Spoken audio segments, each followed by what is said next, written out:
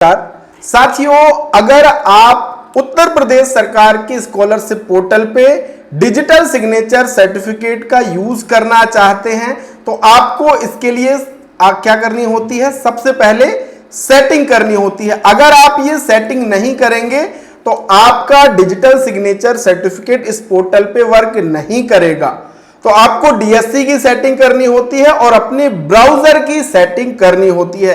तो सबसे पहली चीज जो आपको महत्वपूर्ण ध्यान रखनी है कि आपके पास क्लास 3 का डिजिटल सिग्नेचर सर्टिफिकेट होना चाहिए एक्टिव। अगर ये आपका एक्सपायर हो गया है तो आपको रिन्यू कराना होगा। अगर आपका ये बना ही नहीं है तो आपको डीएससी बनवाना होगा। अब आप कहेंगे कि ये कहां से बनवाएं, कहां से रिन्यू कराएं। अगर आपके पास नहीं है तो कहीं आपको जाने की जरूरत नहीं, ये मेरा व्हाट्सएप नंबर है। सबसे कम पैसे में घर बैठे हम आपको रिन्यू करके देते हैं और नया डीएससी भी बना के देते हैं। ठीक है, पहली चीज तो आपके पास डीएससी होना चाहिए। दूसरी चीज, आपको अपने कंप्यूटर में copycon.dll ये आपको डाउनलोड करना पड़ेगा। अब लेटेस्ट वर्जन का कैसे डाउनलोड करना है ये भी मैं आपको बताता हूं, यानी कंप्लीट सॉल्यूशन आपको मिलने वाला है। तो चलिए शुरू करते हैं। सबसे पहले हम साथियों शुरू करते हैं कि copycon.dll इसको कैसे आपको डालना है और कैसे अपने सिस्टम में इसे क्या करना है, इंपोर्ट करना है। तो ये हमने किया और ये हम सर्च करेंगे लेटेस्ट वर्जन। इस तरीके से आप सर्च करेंगे तो आपको पहली ही वेबसाइट यहां पे देखिए, आपको मैं इस वेबसाइट का लिंक दे दूंगा। आपको सिंपल से आके यहां पे आप देखेंगे डाउनलोड ऑप्शन मिलता है, आपको इस डाउनलोड पे क्लिक करना। अभी जैसे आप डाउनलोड पे क्लिक करोगे ये देखिए ये डाउनलोड हो गया है copycon.dll। अब इसको आपको ओपन करना है और ओपन करने के बाद इसमें आप राइट क्लिक कीजिएगा और एक्सट्रैक्ट हेयर पे क्लिक कीजिएगा। जैसे आप एक्सट्रैक्ट हेयर पे क्लिक करेंगे अब एक नया फाइल आपका यहां पे फोल्डर क्रिएट हो जाएगा, इस पे डबल क्लिक करना है। अब यहां पे आपको एक चीज ध्यान रखनी है कि आपको कहां पे ये पेस्ट करना है इस फाइल को, वो जानना जरूरी है। तो इसके लिए आप सबसे पहले क्या कर लीजिए कि आपका सिस्टम किस बिट का है वो जान लीजिए। तो ये कैसे जानेंगे, हम दिस पीसी में आ जाएंगे, राइट क्लिक करेंगे और प्रॉपर्टीज में आ जाएंगे। तो आपको यहां पे ये सारा दिखा देगा कि आपका जो सिस्टम है वो कौन सी बिट का है। तो यहां पे जैसे 64 बिट लिखा है, किसी का 32 बिट भी हो सकता है। तो आप क्या करेंगे, ये हमने जान लिया है। अब हम इसे कर देंगे क्लोज। अब जो हमने फाइल डाउनलोड की थी ये हमने डाउनलोड किया था, तो यहां से हम क्या करेंगे, ये दो फाइल, ये दो बीच वाली फाइल छोड़ देंगे, ये copycon.dll और नीचे वाली, ठीक है, इसको राइट क्लिक करेंगे और कॉपी करेंगे। अब हम आ जाएंगे फिर से दिस पीसी में, अपने सी ड्राइव में आ जाएंगे। सी ड्राइव में आने के बाद यहां पे आपको विंडोज मिलेगा, तो विंडोज पे आपको क्लिक करना है। इसके बाद नीचे आप आ जाएंगे एस में सिस्टम में, तो यहां पे आप देखेंगे सिस्टम आपको एक मिलेगा आपको सिस्टम 32 बिट, ठीक है, और एक यहां पे आपको मिल जाएगा सिस्टम विंडो 64। तो यहां पे आपने क्या करना है, इस पे डबल क्लिक करना है और वो फाइल यहां पे राइट क्लिक करके पेस्ट करना है। जैसे पेस्ट करेंगे यहां पे आपको कंटिन्यू करके यहां पे पेस्ट कर देना है। इतना करने के बाद आपको अपना जो डिजिटल सिग्नेचर सर्टिफिकेट है वो अगर इंस्टॉल नहीं किया है तो वो भी इंस्टॉल करना पड़ेगा। कैसे करना है चलिए बताता हूं। सबसे पहले आपको अपने कंप्यूटर में डीएससी टोकन को लगाना है और यहां पे आपकी जहां ड्राइव दिखती है यहां पे ये दिखेगा, तो इसको बस आप इस तरीके से राइट क्लिक करके इंस्टॉल और रन प्रोग्राम पे क्लिक करेंगे। तो यहां कोई भी स्टेप आप मिस मत कीजिएगा साथियों। हमने copycon.dll फाइल को पेस्ट कर दिया है। अब हम क्या करेंगे, अपने डीएससी टोकन को इंस्टॉल करेंगे। ये इस तरीके से नेक्स्ट करना है सिंपल से, और ये यहां पे आपको रिडायरेक्ट करेगा। इसको क्लोज कर दीजिए और फिनिश कर दीजिए। अब जब आप यहां पे HYP सर्च करेंगे, जिस भी कंपनी का आपका टोकन होगा तो आपका ये टोकन मैनेजर ओपन हो जाएगा। ये इस तरीके से यहां से आप लॉगिन कर सकते हो। अब हमारा ये भी हो गया है। अब हमें फाइनली क्या करना है कि ब्राउजर की सेटिंग करनी है। अब यहां पे देखिए ये लिखा भी हुआ है कि भैया आपको इंटरनेट एक्सप्लोरर पे ये सारा काम करना है, तो हम इसकी पहले सेटिंग करेंगे। तो सेटिंग करने के लिए हम ओपन कर लिए हैं अपना माइक्रोसॉफ्ट ईडीजी, है ना। इसको ओपन करने के बाद इसे हमें इंटरनेट एक्सप्लोरर मोड में चलाना है साथियों। कैसे करना है, तो सबसे पहले आप 3 डॉट में आइए।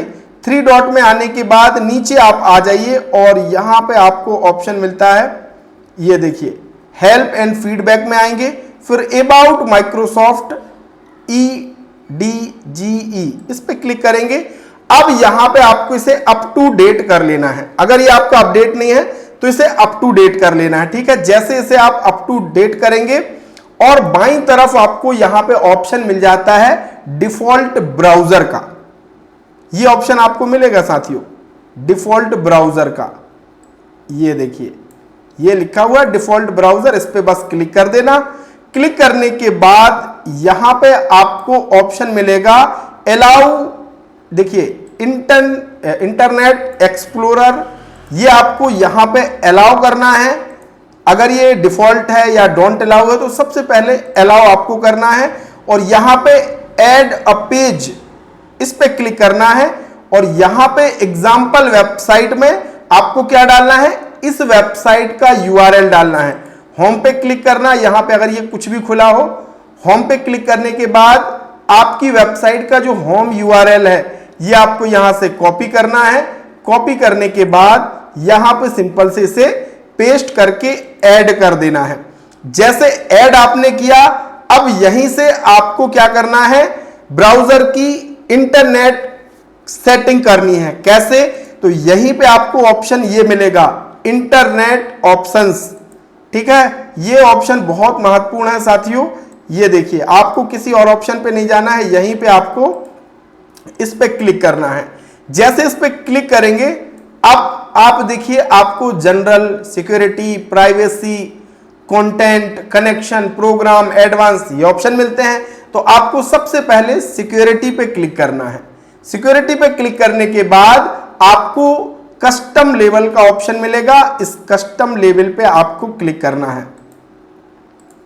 कस्टम लेवल पे क्लिक कर दीजिए। अब यहां पे आपको क्या करना है, सबसे पहले आई, जैसे आई आप प्रेस करेंगे कीबोर्ड का, 2 चीजें आपको यहां पे मिल जाएंगी। ये देखिए इनिशियलाइज लिखा है, यहां पे आपको साथियों बस 2 चीजों को ध्यान रखना है। पहली चीज ये आप देखिए यहां पे ये वाला जो है वो डिसेबल होना चाहिए, ठीक है, और ये इनेबल होना चाहिए। अगर आपका डिसेबल है तो इसे इनेबल कर दीजिए, और अगर ये दोनों ऑप्शन में, पहले ऑप्शन में आपका डिसेबल है ये वाला, ठीक है, तो ठीक है। ये वाला अगर only allow approve domain use इसमें इनेबल है तो बिल्कुल सही है, कुछ नहीं करना। इतना हो गया। अब आपको क्या प्रेस करना है, माउस कीबोर्ड का एम आपको प्रेस करना है। यहां पे आप देखिए एम आप जैसे प्रेस करेंगे तो ये आपके सामने यहां पे आ जाएगा। अब यहां पे भी महत्वपूर्ण चीज आपको देखनी है, ये जो लिखा हुआ है यहां पे डिसेबल है आपका तो बिल्कुल सही है। अगर इनेबल या प्रॉम्प्ट लिखा है तो आप डिसेबल इसे कर दीजिए। इसके बाद आपको क्या करना है, ओके पे क्लिक कर देना है।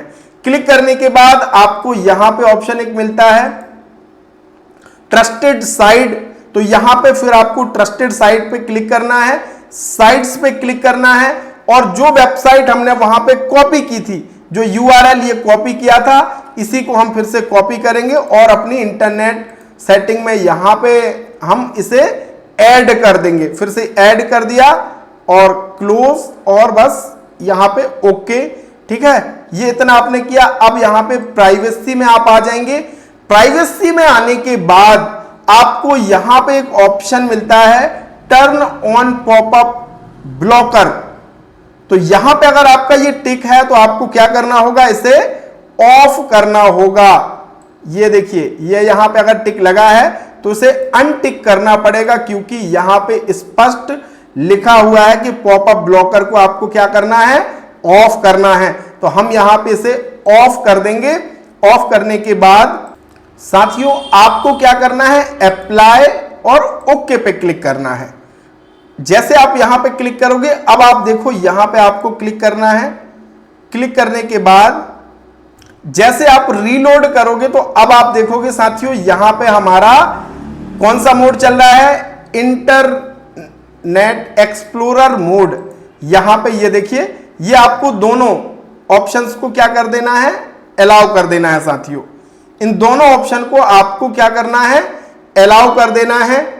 अलाउ करने के बाद ये दोबारा से आपकी वेबसाइट रीलोड होगी और बस आपका यहां पे फिर आप जैसे लॉगिन करते हो, यहां पे आपको इस तरीके से लॉगिन करना होगा और आप अपना डिस्ट्रिक्ट जो भी आपका है वो यहां पे चूज करेंगे। आपका जो भी प्री मैट्रिक, इंटर या इंस्टीट्यूट जो भी आपका है वो यहां से आपको क्या करना होगा, सेलेक्ट करना होगा और उसके बाद आप अपना पासवर्ड डाल करके और आसानी से लॉगिन कर पाएंगे। तो अगर वीडियो अच्छा लगा है तो एक लाइक कीजिएगा और हां, आपको डिजिटल सिग्नेचर से संबंधित कोई भी समस्या हो, आपका डीएससी बनवाना हो, रिन्यूअल हो, ब्लॉक हो गया है, तो सारी समस्या का समाधान हम घर बैठे आपको देते हैं। ये मेरा व्हाट्सएप नंबर है, आप मुझे मैसेज कर सकते हो। तो बहुत बहुत धन्यवाद, थैंक यू सो मच।